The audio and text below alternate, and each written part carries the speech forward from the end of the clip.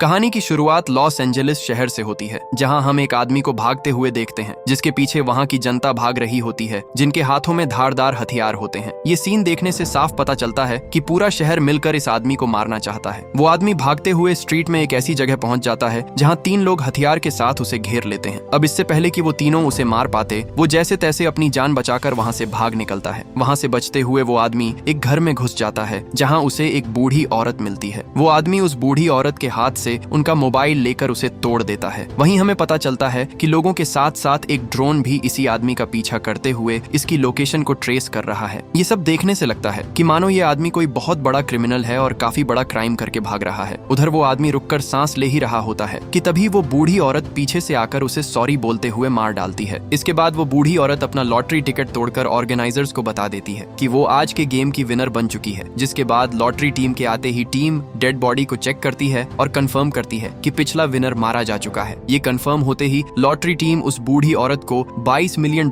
का एक बड़ा चेक देते हुए वो सभी लोग इस विक्ट्री को सेलिब्रेट करते हैं। यहाँ से सीन शिफ्ट होता है और हम एक बस में कैटी नाम की एक लड़की को देखते हैं। दरअसल कैटी कैलिफोर्निया आकर एक्टिंग में अपना करियर बनाना चाहती है। यहाँ हम कैटी के हाथ में एक मिनी ऑस्कर अवार्ड को भी देखते हैं, जो उसे एक याद के रूप में उसकी माँ ने दिया था। कैटी अपने साथ उसी बस में बैठी एक छोटी बच्ची को नोटिस कर रही होती है, जहाँ उस बच्ची के फादर फोन पर लगातार उसकी मॉम से बच्ची की बुराई कर रहे होते हैं। कैटी एक पुलिस वाले की एक्टिंग करके उस आदमी को समझाती है कि ऐसा करने की वजह से उसे सजा भी हो सकती है। कैटी की इसी समझदारी और बहादुरी को देखकर उसके पास बैठी एक बूढ़ी औरत उसकी तारीफ करने लगती है। खैर, जल्द ही उस बूढ़ी औरत का स्टॉप आ जाता है और वो बस से उतर जाती है। थोड़ी देर में कैटी को रियलाइज होता है कि वो औरत उसकी घड़ी चुरा कर ले जा चुकी है। कैटी अब कुछ कर भी नहीं सकती थी, इसलिए वो बस में बैठकर बाहर की तरफ देखने लगती है। कैटी देखती है कि बाहर चारों तरफ लोग एक दूसरे को मार रहे हैं, सब एक दूसरे के खून के प्यासे हैं। तभी कैटी की नजर लुइस प्रोटेक्शन एजेंसी यानी LPA के एडवर्टाइजमेंट पर जाती है। कैटी मन ही मन सोचती है कि एक दिन उसके पास भी बॉडीगार्ड्स होंगे। थोड़ी देर बाद कैटी उस जगह पर पहुंच जाती है जहां उसने अपना नया रूम किराए पर लिया होता है। इसी बीच मीडिया में लगातार अगले लॉटरी ड्रॉ के बारे में बात चल रही होती है,